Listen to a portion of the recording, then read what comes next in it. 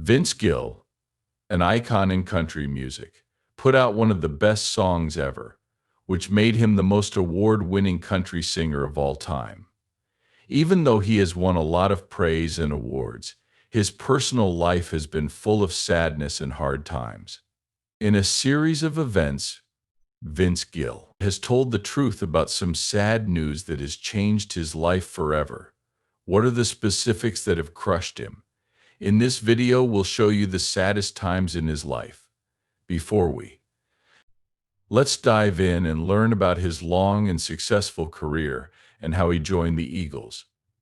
Early career of Vince Gill. Vince Gill was born on April 12, 1957, in Norman, Oklahoma, a small town that would become the center of his early life and singing career. His father, Stanley Gill, worked as a lawyer, but also plays music in his spare time. Vince was inspired by Stanley's love of music from a very young age, especially country and bluegrass music. Stanley would often play his banjo and guitar around the house, filling it with the sound of his favorite music. His mom, Jaren Gill, didn't work outside the home. Mom kept the family together by being there for them and encouraging Vince to follow his dreams. Bob Gill, Vince's bigger half-brother, was an important person in his early life. Bob told Vince about a lot of different kinds of music and helped him develop his taste in music. Bob put down the guitar and played a big role in Vince's life and made him want to learn how to play. Vince became interested in music at a young age, especially for instruments like the guitar and banjo that were common in the music his dad liked. Vince was already committed to getting better at what he did when he was a teenager. During high school, he played in a number of area bands, including the bluegrass band Mountain Smoke. He was able to try mixing traditional bluegrass sounds with rock sounds, which were becoming more popular at the time. With this group, Mountain Smoke gained a lot of fans in the area. Vince started to get noticed as a great singer. Vince competed in a lot of local talent shows and music contests when he was in school. This helped him improve his physical skills and gave him more confidence as a performer. By the time he finished, it was clear that it was never. Vince wanted to do it on a bigger scale, so it wasn't just a hobby. After high school, Vince Gill left his home in Oklahoma and moved to Louisville, Kentucky, in the mid-1970s. For a young artist who wanted to learn more about bluegrass, it was a big step. Now, tell me about Vince Gill's sudden rise to fame, and what sad news he has to share. Check back to find out. A successful solo career for Vince Gill. Vince Gill started his music career in the early 1970s as a bluegrass singer and an honest countryman. He amazed everyone. He put his all into his work and never looked back. When he joined the soft rock band Pure Prairie League in 1978, his fame really took off. From 1978 to 1982, Vince was the lead singer for the band. He not only changed their sound, but he was also very important to their growth. He sang the lead parts, helped write songs and record hits, including the well-known single Let Me Love You Tonight, because it gave him a base for his future singing career and made him more confident on stage. His time with Pure Prairie League was an important step. Vince became the lead guitarist for Rodney Crowell's band, the Cherry Bombs, after Pure Prairie League broke up. When he was with the Cherry Bombs, it was short but useful, and it opened up his musical views. Vince was ready to go out on his own in country music by 1984. He wanted to be able to write and record music however he wanted. Vince went out on his own because he was sure of his skills and ready to take risks. He quickly signed with RCA Records Nashville, and over the next few years they put out several records by him. Not much good came from these early attempts to go solo. He had a lot of success, but he refused to give up. Vince kept working on his sound and slowly became known as an expert in his field. He got the attention of MCA Nashville in 1989, which turned out to be a good thing. Be a big moment in his career. Vince reached new heights with the help of the label. In 1990, he released the album When I Call Your Name with the title track as the first hit. This record was his big break into mainstream country music, and he quickly started moving up the charts. Vince was a regular on the Billboard Hot Country Songs chart in the 1990s, reaching #1 several times. 65 songs made it to the charts. I Still Believe in You, Don't Let Our Love Start Slipping Away, One More, Last Chance, and Trying to Get Over You were all #1 single hits between 1992 and 1994. These hits made him a big name in country music. Vince's work with others also helped him be successful. He sang The Heart Won't Lie with Reba McEntire, which was another #1 hit in 1993. Besides that, he kept working with other artists, like Chris Young on Sober Saturday Night and the 2016 all-star project Forever Country. In the 1990s, all of his records were big hits, according to the Recording Industry Association of America. Each one went platinum or higher. Business Association of the United States, RIAA. The album I Still Believe in You went 5 times platinum and is his best-selling album to date. Because of this, Vince now has an amazing 22 Grammy Awards, making him the most honored male solo country act in Grammy history. That was not the end of his trip. He joined the Western swing band The Time Jumpers in 2010. What made him move from the way to join the big band as a soloist? Let's get started. On the day Vince Gill was called by Irving Azoff, manager of the Eagles, one of the most famous bands in music history, he became a member of the band. Vince Gill answered the phone quietly, but his heart was racing because he didn't know what was so important. Everything changed when Irving told him that the Eagles wanted him to join the band. Vince thought for a split second that it might be a joke. The Eagles, one of the best bands of all time and the writers of many classic hits, wanted him to take over the role that Glenn Frey used to hold. Frey was one of the band's founders and an important creative force. It was almost hard to believe. Vince had loved the Eagles for a long time. He liked how they changed music and how well their vocals matched up. Glenn Frey. Vince was being asked to take over for someone who loved what the Eagles stood for. As he thought about the news, a question came to his mind: why me? He knew he was good enough at music, his voice, and his guitar to sing harmony with the Eagles. But it was strange to walk in Glenn Frey's shoes. A heavy weight. Glenn was more than just a guitarist, he was the Eagles' body. Vince wasn't sure if he was up to the job. Vince's mind wandered to his own path, a solo career he had built up over years of hard work, hit songs, many awards, and a loyal fan group. He had worked hard to build a successful solo career, so joining the Eagles would mean going in a different direction. But he couldn't pass up the chance. It was a chance to join one of the most famous bands of all time.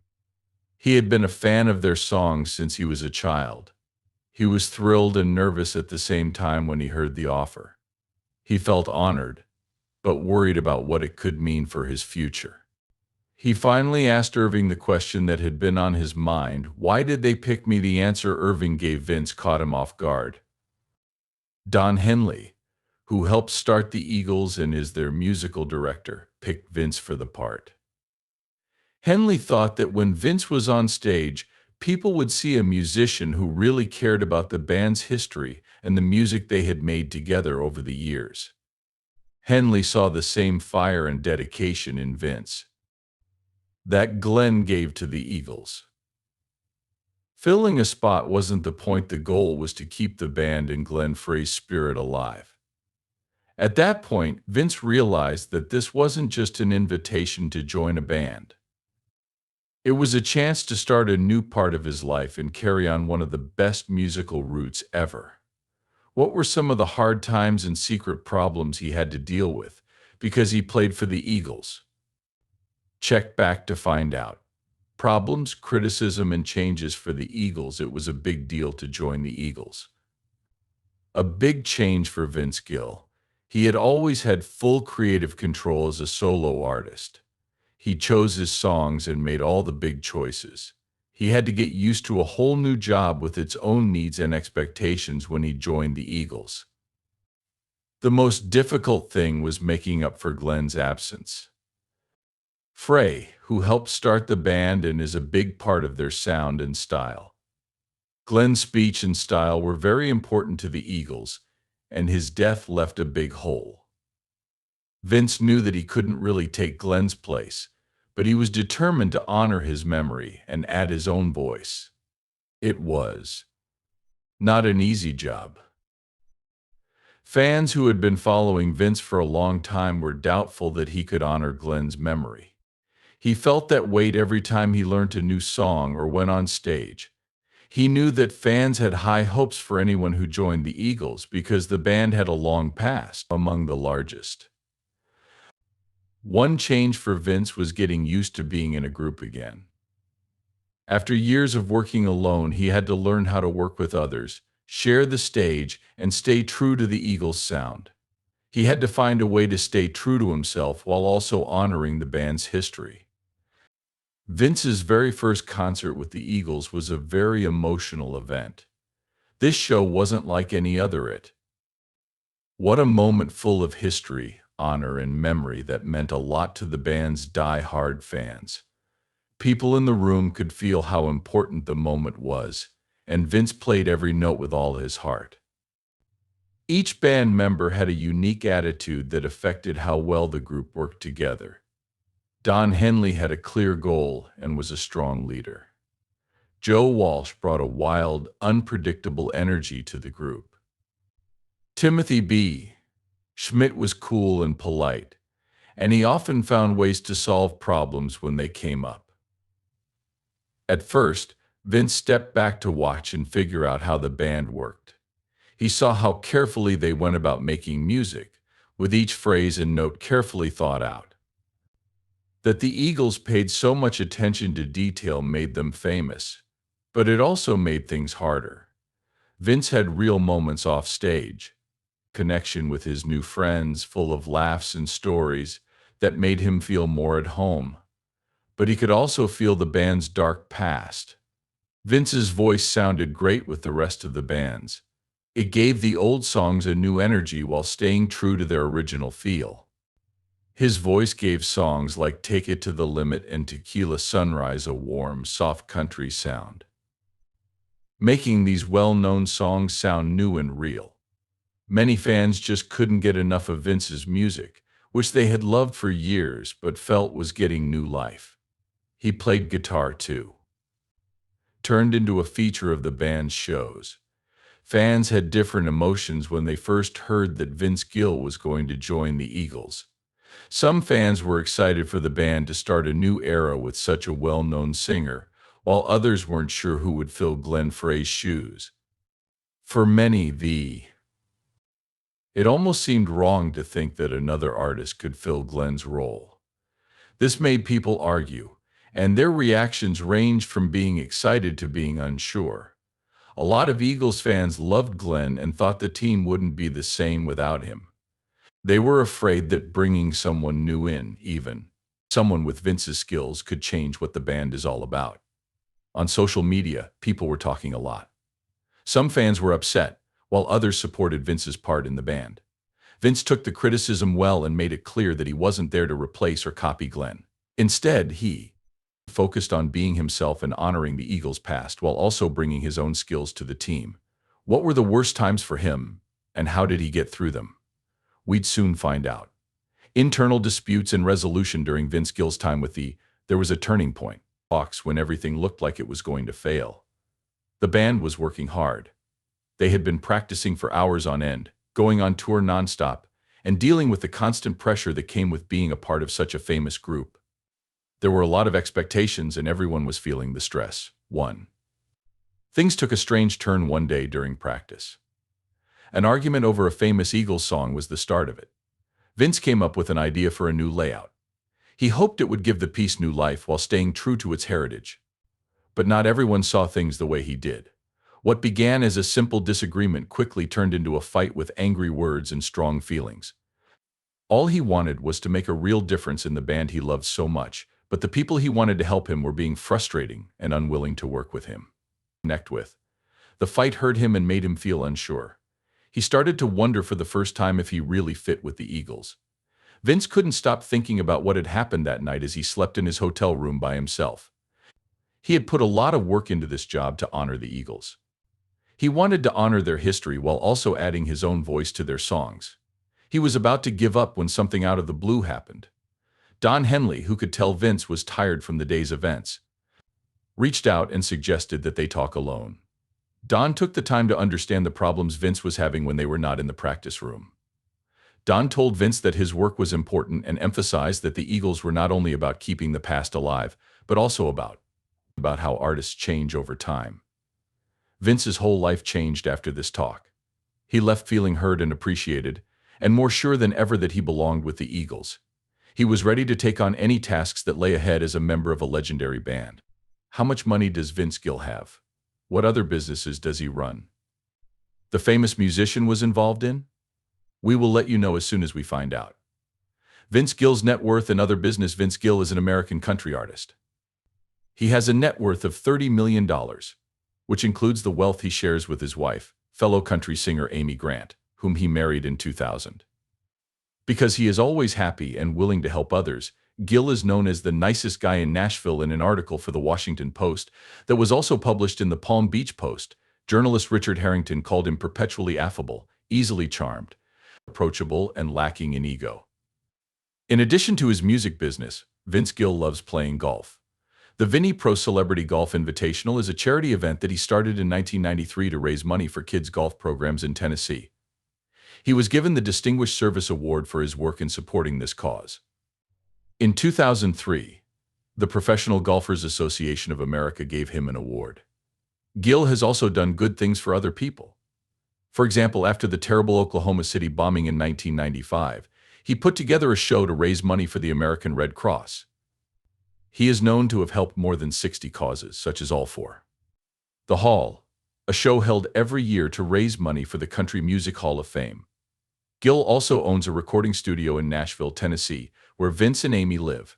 This shows how dedicated he is to the music business and the community. What are some of the things he has said and done that make him stand out? The music business? Check back to find out.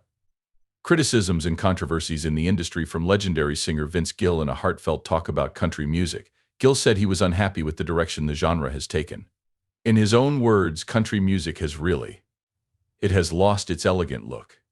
It's songs like He Stopped Loving Her Today that tell stories that make him long for them, instead of simple lines like You're hot, I'm hot, we're in a truck. It gets old for Vince to listen to these trends. Gill is also worried about the music business as a whole. Changes, especially how changing sources of income have affected artists' earnings, as record sales aren't nearly as high as they used to be. When he thinks about the future, he worries about what do these changes mean for artists now? Gill wasn't surprised when asked on CBS This Morning about the Titanium Club in country music, which refers to how close-knit and exclusive the business is. But he wasn't mad at specific people, he was mad at the business as a whole, which he thinks is unfair and leaves some people out. He said that previous studies have shown country music to be He thinks things can change, even though the genre is mostly made up of white guys. He admitted that women and black artists often feel like they don't belong in country music, just like black artists sometimes feel like they don't belong in other types of music. Gill said it was important to remember that he didn't have all the answers, working to make the business more open to everyone. Gill also talked about the scandal over Morgan Wallen's use of a racial slur and said that he was disappointed and sad about it. Some people tried to support Wallen by saying that harsh language is used in rap music, but Gill didn't agree. He spoke up. That these words hurt and offend black Americans deeply because of their past in a society mostly made up of white people. It doesn't belong, he said, pointing out that that kind of language still causes hurt and division. Another good thing that Gill said was that T.J. Osborne of Brothers Osborne was brave for coming out as gay. They said it was a brave move that might inspire other country musicians to speak out about social problems. He also said that just because people who listen to country music are thought to be conservative doesn't mean that artists have to share those ideas. Gill thinks that artists can use their words to question the status quo, which will help the genre grow and become more open to everyone, besides the glitz of the stage and acts. What is Vince Gill's full personal life? Let's find out. Vince Gill got married to singer Janice Oliver in April 1980. Janice Oliver later joined forces with her sister Christine to make the country duo Sweethearts of the Rodeo.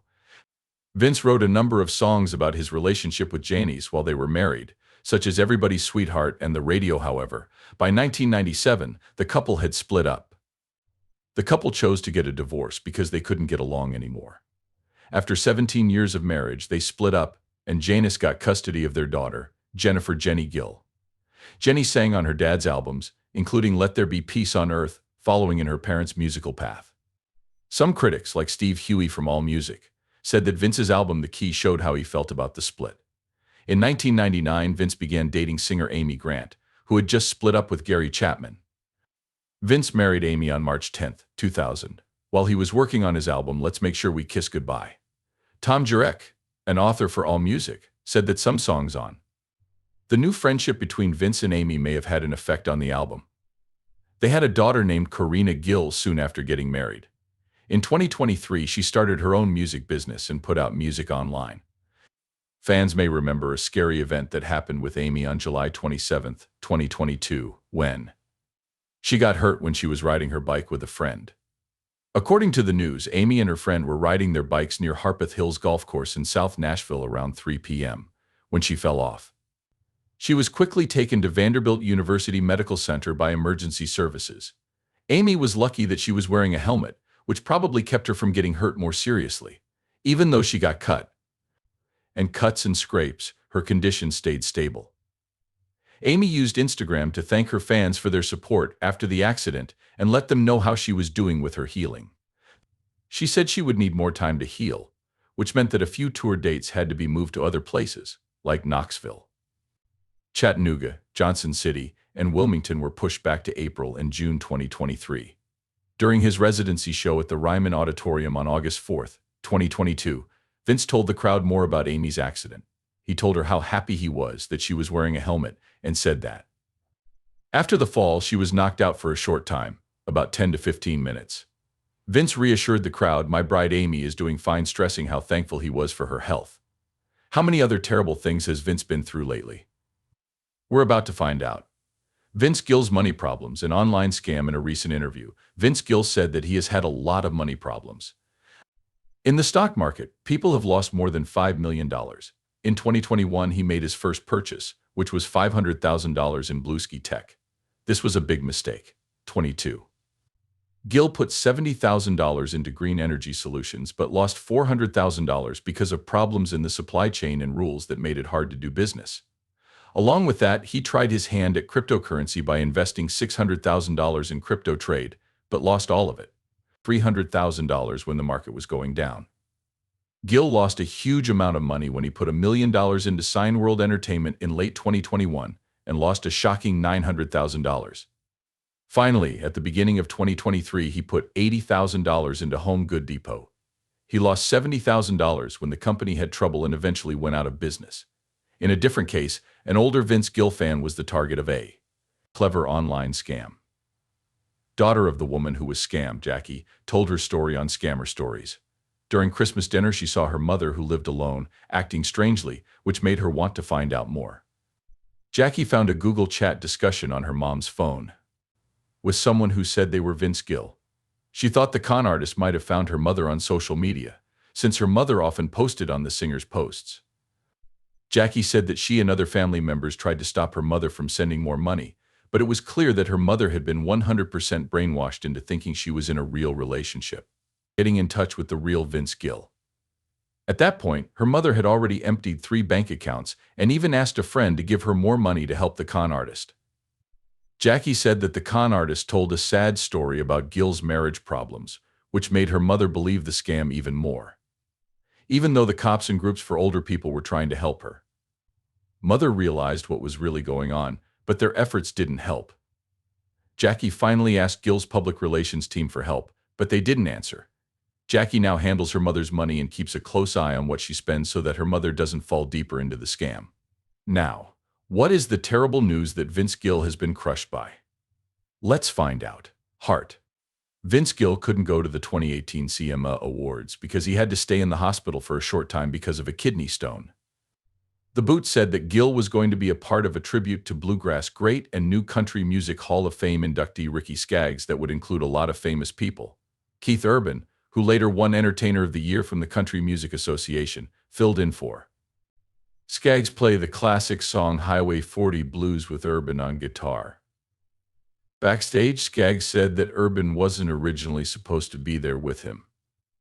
Even though Gill wasn't there, the tribute to Skaggs went on, showing how important both acts were to country music. Gill's friends and fellow musicians must have been sad that he couldn't make it to this important event. One of the most important songs Vince Gill has ever written is Go Rest High on That Mountain. It came out in 1995.